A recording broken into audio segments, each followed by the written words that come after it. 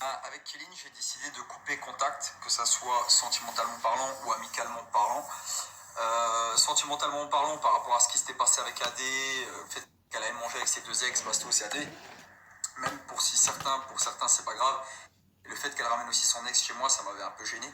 Pour certains, c'est pas grave, et après, pour moi, c'est grave d'aller manger avec ses deux ex quand t'as des sentiments pour quelqu'un d'autre.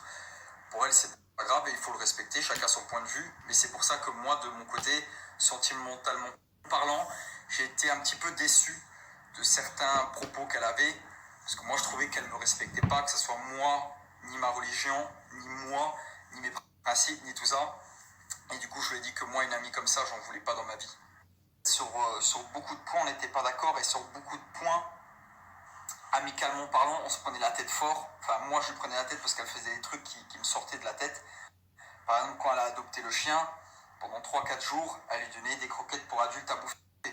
Pendant 3-4 jours, le chien il bouffait des croquettes pour adultes alors qu'il avait 1 mois et demi. C'est-à-dire que le chien il bouffait des croquettes de 1 cm alors que c'était un bébé. 2 fois, elle a secoué devant moi parce qu'il s'était étouffé.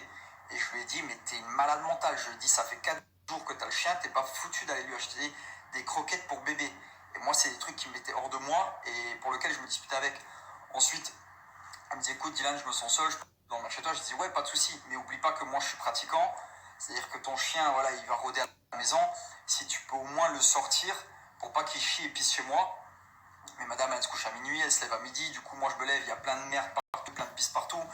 Déjà, c'est interdit dans l'islam le chien, mais en plus, il chie et pisse partout, ça le faisait pas trop. À la maison, si tu peux au moins le sortir pour pas qu'il chie et pisse, c'est interdit dans l'islam le chien, mais en plus, après ça, je lui ai dit, écoute Kenny, je préfère que tu dormes plus chez moi, je préfère que tu dormes chez toi. Bien évidemment, vu qu'on n'était pas en couple, moi je ne couchais pas avec et on faisait rien ensemble. C'était juste le fait d'avoir le chien chez moi, ça me mettait hors de moi parce que elle faisait n'importe quoi avec le chien et ça créait des disputes, que ça lui donnait de la mauvaise bouffe. Ou alors que le chien il s'étouffe devant moi et tout, ça me mettait hors de moi.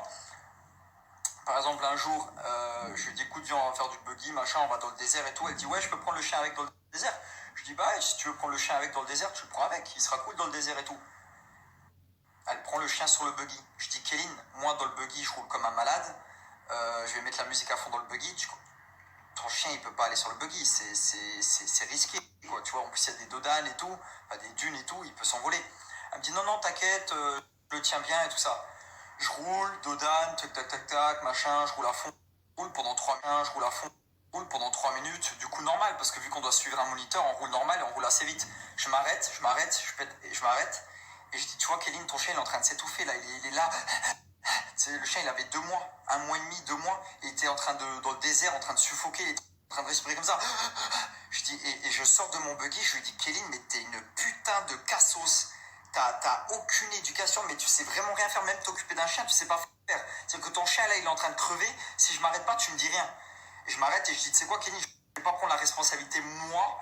Après, on va dire c'est Dylan qui a tué le chien, je vais pas prendre moi la responsabilité. J'ai dit, tu te bouges ton cul de mon buggy et tu te casses avec ton chien. Tu poses ton chien au sol, c'est pas normal que tu prennes un chien de 2 mois sur un buggy.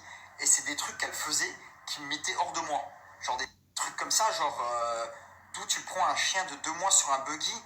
De mes propres yeux, il était en train de s'étouffer. Même le moniteur, il lui a dit, écoute, Kéline, c'est vrai que c'est pas adéquat pour le chien.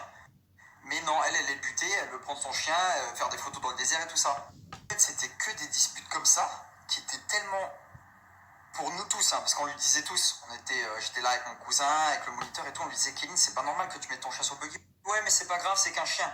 Ouais, mais c'est qu'un chien qui a 2 mois, qui a été adopté, chien qui a 2 mois, qui a été abandonné dans la rue, qu'on sait pas s'il est en bonne santé vraiment. Et c'est des trucs qui faisaient que moi, ça me mettait hors de moi. Et je lui parlais vraiment comme ça. Et j'en suis désolé. Et je vous dis la vérité. Je lui disais, mais t'es une putain de cassos de mettre ton chien sur le buggy alors que tu sais comment je roule, tu sais qu'il y a des dunes, tu sais que... Et je pétais des câbles comme ça. Et ça me mettait hors de moi. Et du coup, j'étais mal à l'aise. Du coup, l'activité, j'étais pas à l'aise parce que je venais d'engueuler Kéline par rapport à ce qu'elle a fait avec son chien. Et je disais à mon cousin, putain, t'as vu, dans l'état qu'elle me met parce qu'elle sait pas s'occuper d'un chien. Et c'était que des trucs comme ça. Un jour, on est dans la voiture. Non, un jour, ouais, il n'y a pas longtemps. C'est là où j'ai coupé contact direct parce que c'était la goutte de trop. J'étais avec deux amis qui s'intéressaient fort à l'islam, qui voulaient se convertir. Et on avait une discussion sérieuse où on parlait justement d'islam et tout ça. Et on parlait de religion et tout ça. Et à un moment donné, pendant la discussion, elle fait une blague.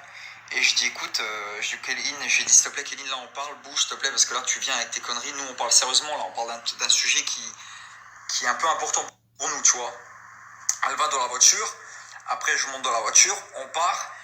Et dans la voiture, elle me dit, ouais, c'est pas normal que tu sois buté comme ça dans ta religion et tout ça. Et là, je m'arrête.